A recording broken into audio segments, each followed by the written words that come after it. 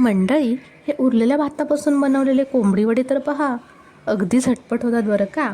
आणि साहित्यही मोजकंच आहे. हे वडे कसे टम्म अगदी फुग्यासारखे फुगतायत हे तुम्ही पाहतच आहात. हे वडे ना अजिबात तेल पित नाहीत, म्हणजे तेलकट होत नाहीत. त्याचं काय झालं ना, आमच्याकडे रात्री जेवायला पाहुणे आले होते. त्यांना मालवणी कोंबडी वडे खायचे होते. पण नेमकं आजच माझ्या किचनमधलं तांदळाचं पीठ संपलं होतं. वड्याचं पीठ देखील नव्हतं. मग मी कोंबडी वडे कसे बनवले, चला पाहूयात. माझ्याकडे दुपारचा हा एवढा भात उरला होता. प्रत्येकाच्या घरी आठवड्यातून 2 दिवस तरी रात्रीचा वगैरे भात उरतोच. त्याच रात्रीच्या उरलेल्या भाताचे तुम्ही हे सकाळी असे वडे बनवू शकता. आता या भाताचे अगदी थोडंसं पाणी घेऊन याची अगदी बारीक पेस्ट करून घेऊया. पहा मंडळी, ही अशी बारीक पेस्ट करून घेतली. ही भाताची पेस्ट आता एका मिक्सिंग बाउलमध्ये काढून घेऊया.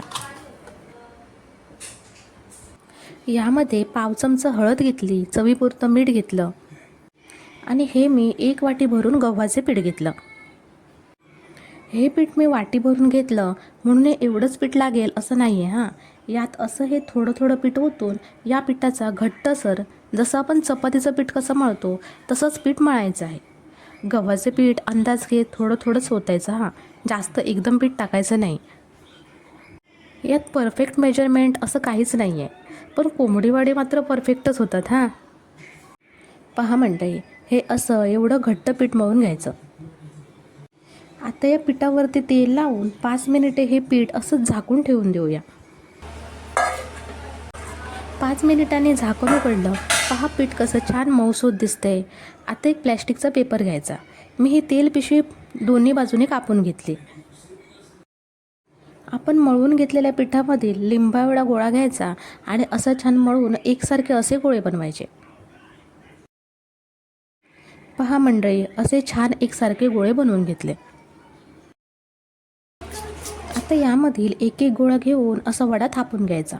आधी बोटांनी थापायचा आणि नंतर हाताच्या तळव्याने असं छान एकसारखा करून घ्यायचा.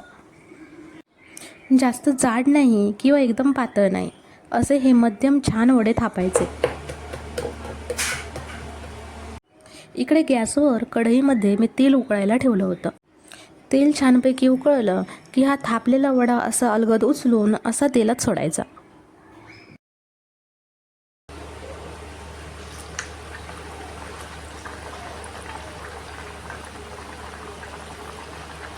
वडा वरून छान फुगल्याशिवाय वडा पलटायचा नाही हां.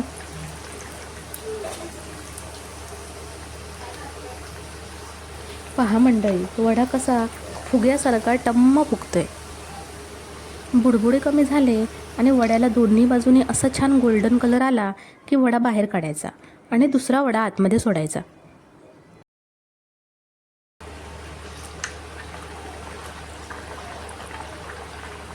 अशा प्रकारे राहिलेले सर्व वडे फ्राय करायचे. मंडळी, तुम्ही पाहू शकता, पहिलाच नाही तर सर्व वडे कसे टम्म फुग्यासारखे फुगत आहेत आणि हे वडे चवीलासुद्धा अगदी सेम टू सेम कोंबडी वड्यासारखेच लागतात हां. पहा, आपले कोंबडी वडे तयार झाले. हे वडे चिकन, मटण किंवा उसळीसोबत खूप भारी लागतात. मी तर हे कोंबडी वडे रात्रीचे उरले तर सकाळी गरम करून चहासोबतसुद्धा खाते. तुम्ही पण खाता का हो? आजची कोंबडी वडीची रेसिपी तुम्हाला कशी वाटली? रेसिपी आवडली तर एक लाईक, छानशी कमेंट आणि हाईप करा. तुमचे मित्रमैत्रिणी, नातेवाईकांनासुद्धा हा व्हिडिओ शेअर करा. आणि अजूनही तुम्ही आपल्या चॅनलला सबस्क्राईब केलं नसेल तर पटकन सबस्क्राईब करा. तरच आपल्या चॅनलवरती अजून येणाऱ्या नवनवीन रेसिपीज तुम्हाला पाहायला मिळतील. Bye bye.